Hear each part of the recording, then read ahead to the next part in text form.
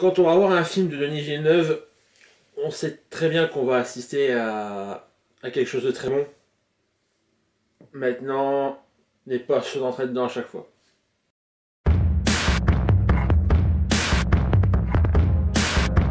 Bonjour à toutes et à tous, on se retrouve aujourd'hui pour ma critique de Blade Runner 2049, donc réalisé par Denis Villeneuve, avec notamment Ryan Gosling, Harrison Ford, Jared Leto, Ana de Armas, Robin Wright, Dave Bautista aussi. Donc Blade Runner 2049, c'est la suite du film culte de Ridley Scott, Blade Runner, qui était sorti il y a 30 ans je crois, j'ai plus la date exacte en tête. Et donc c'était un film à l'époque qui avait redéfini les codes de la science-fiction en instaurant un univers particulier et un rythme assez particulier. Pour le premier volet, je l'avais vu il y a très longtemps. Je vais avoir 7-8 ans, donc j'avais pas tout capté. Je me le reçus mis mardi soir avant d'aller voir Blade Runner. Et j'étais toujours partagé, j'ai eu du mal à me mettre dedans, même si je reconnais que le film a plein de qualités, j'ai eu du mal à me mettre dedans. Donc pour Blade Runner 2049, j'avais un petit peu cet a priori là aussi, parce que en plus le film est très long, 2h45. Donc je me suis dit, c'est qui tout double en fait. Soit ça peut être un chef-d'œuvre, soit ça peut être chiant, complètement. Et donc je l'ai vu hier, et il se trouve que c'est à la fois un chef-d'œuvre et à la fois chiant. Donc je vais développer un peu tout ça. Donc pour résumer vite fait l'histoire, on va suivre l'officier K, donc joué par Ryan Gosling, qui est un Blade Runner qui traque les réplicants qui se sont révoltés contre les humains. Et un jour, lors d'une de ses missions, il va faire une découverte qui va changer le cours de l'humanité, le cours de l'histoire et le cours de sa vie. Et donc pendant tout le film, donc on va suivre cette quête de Ryan Gosling pour dénicher la vérité et pour comprendre ses origines et les origines de son monde. Donc voilà. Je vais pas traiter 5000 ans sur le scénario en lui-même, ça va être plus sur le traitement du scénario. Le film est très beau. Le film est magnifique. Mais le film est d'un chiant. C'était intenable. C'était vraiment intenable. Techniquement, je vais rien avoir à reprocher au film. C'est d'une beauté mais incroyable. Même en termes de réalisation, Denis Villeneuve a encore fait un taf monstrueux. Mais l'histoire, sincèrement, je m'en bats les couilles, mais d'une puissance de ce qu'il y a à l'écran, c'était incroyable. Mais je crois savoir d'où ça vient en fait, parce que pour moi, l'histoire de Blade Runner 2049 est assez simple. Le problème, c'est qu'ils ont voulu les tirer sur les 2h45 de film. Et le scénario en lui-même, l'histoire, n'est pas fait pour un film aussi long. Clairement. Franchement, ils ont voulu étirer au maximum, je pense, l'histoire. Et du coup, ça traîne. Et au bout d'un moment, ben, ça casse, quoi. On se fait chier. Moi, je me suis fait chier devant Blade Runner, je le cache pas, malgré toutes les qualités que j'ai trouvées au film et dont je reparlerai plus tard. L'histoire ne m'a pas captivé. Et je pense que le film traîne beaucoup trop. Et encore le pire, je pense que c'est même pas le montage final. Si, c'est le montage final, mais je pense que c'est pas le montage initial. Je pense que le film devait durer beaucoup plus longtemps encore. Parce qu'il y a plein de personnages pas qui disparaissent, mais dont on ne sait pas trop la finalité. Après, ça peut ouvrir des portes pour des suites, j'en sais rien. Je sais pas s'ils veulent en faire. Ça m'étonnerait pas. Mais voilà, je trouve que l'histoire est trop simpliste, limite pour un film aussi long. Quand vous regardez un blockbuster de 2h45, il faut quand même que l'histoire colle avec la temporalité du film. Si vous étirez un film avec une histoire aussi banale est aussi simple sur 2h45, c'est obligé que vous allez devoir faire traîner certains trucs. Je vais prendre un exemple tout con. Inception. Inception, le film faisait 2h35, je crois. Mais le scénario était complet. Le scénario était incroyable. Il y avait ça par ça. Il se passait toujours quelque chose de différent. Le scénario était bien étiré. C'était bien écrit. Blade Runner aussi est bien écrit. Hein. Mais le scénario savait se renouveler, en fait. C'est ça que je voulais dire. Et là j'ai l'impression que pour Blade Runner, justement, le scénario stagne toujours au même point. Il y a, pour vous dire, il y a un truc que j'ai pas vu venir dans le film, clairement. Maintenant, je suis pas certain que ça marque les esprits tant que ça. J'ai vu quelques critiques par-ci par-là qui qualifiaient le film de chef-d'œuvre absolu. Techniquement, oui, il y aura rien à dire, ça c'est indéniable. Maintenant, je trouve que niveau scénario, il y a quand même quelques longueurs et quelques oublis. C'est ça le pire. Le scénario était tiré, mais le scénario oublie des trucs pour moi. C'est, je peux pas trop les dire pour pas spoiler, mais il y a des personnages qui sont pas traités à fond, il y a des personnages qui n'ont pas de finalité. Après, j'ai vraiment bien fait de me remettre en mémoire le premier volet parce qu'il y aurait des trucs que j'aurais pas capté, clairement. Clairement. Ça, pour vraiment être une suite, c'est vraiment une suite. Il y a pas. Ça suit bien l'histoire, ça y a rien à dire. Ils ont bien repris l'univers, ils ont bien repris les thèmes, ils les ont traduits un peu à l'époque, une époque encore plus futuriste. Mais voilà. Maintenant, il y a vraiment. Voilà, c'est long, c'est. Je vais m'attirer les foudres des gens, mais je m'en fous. J'ai trouvé le film très très chiant. Les 2h45, je les ai vus passer. Clairement. Au bout d'une heure du film, j'étais là tous les 10 minutes avec ma montre en train de regarder l'heure. C'est quand même grave. Au bout d'une heure de film, j'arrivais pas à mettre dedans, simplement. J'ai pas réussi à mettre dedans. Pourtant, là je vais passer au côté technique, le film a tout pour qu'on se mette dedans. Absolument tout. Visuellement, c'est une claque monstrueuse. Je crois que c'est un des plus beaux films en termes techniques que j'ai pu voir de ma vie, clairement. Visuellement, c'est affolant.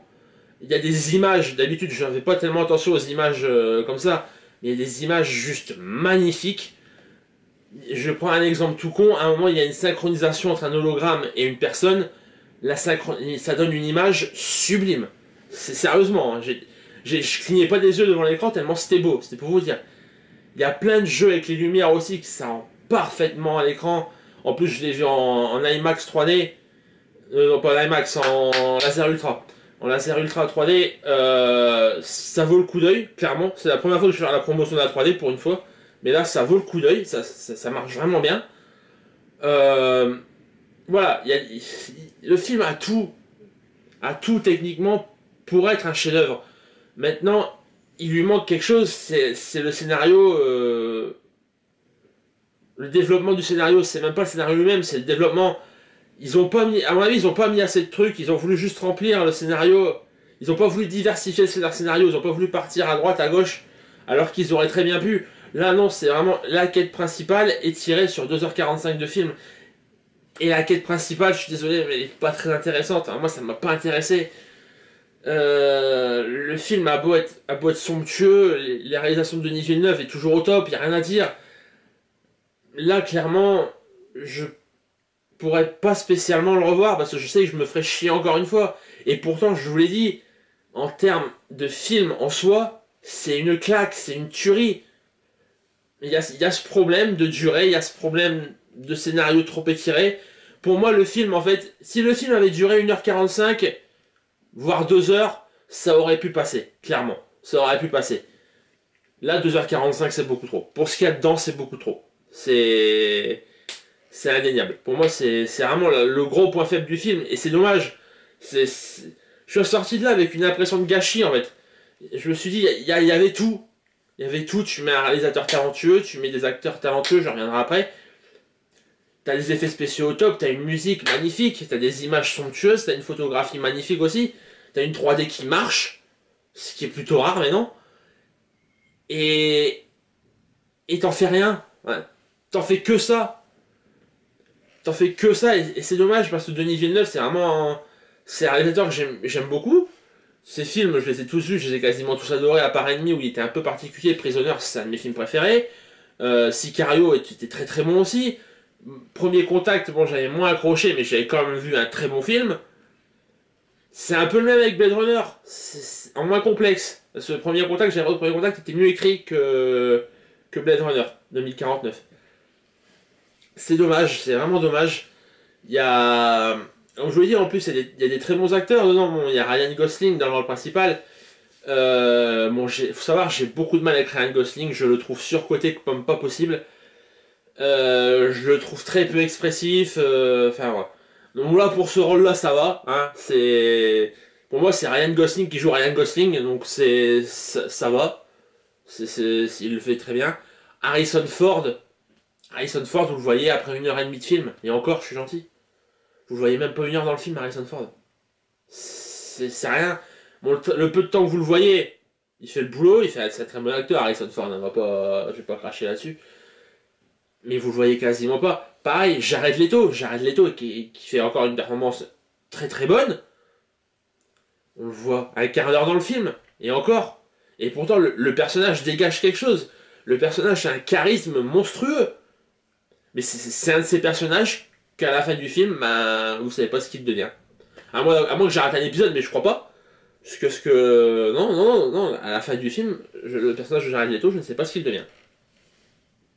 Il disparaît, et encore, je sais même pas s'il disparaît, je sais pas. Y a qui d'autre? Il y a Anna de Armas qui joue pas mal en ce moment. Bon là, elle joue une intelligence artificielle qui accompagne Ryan Gosling un peu partout. Elle se démerde bien. En fait, ce qui est bien, c'est qu'elle elle se complète bien avec Ryan Gosling. Elle apporte la touche émotionnelle qui manque au personnage de Gosling, justement.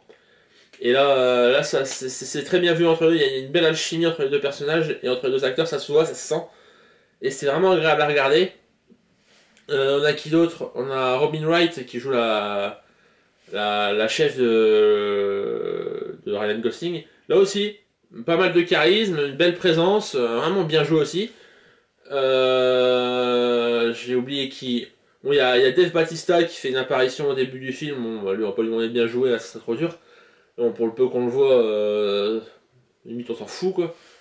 Non, pour les fans de The Walking Dead, il y a le personnage de Morgan dans The Walking Dead qui fait une petite apparition. J'ai plus le nom de l'acteur en tête, mais il fait une petite apparition dans le film. Ça mange pas de pain et ça ne changera pas grand chose sur votre regard sur le film, je pense. Donc voilà, donc je vous dis, techniquement c'est parfait, j'ai rien à lui reprocher. C'est juste que je m'en fous, quoi. Oui, tu mènes ton enquête, t'as fait ta quête, tu résous le mystère, ok. Voilà. Et même en termes d'action, pour ceux qui s'attendent à voir un film vraiment d'action, comme on peut en voir en ce moment pas mal, il n'y en a presque pas. Je crois qu'il y a eu 2 ou 3 scènes d'action sur 2h45 de film.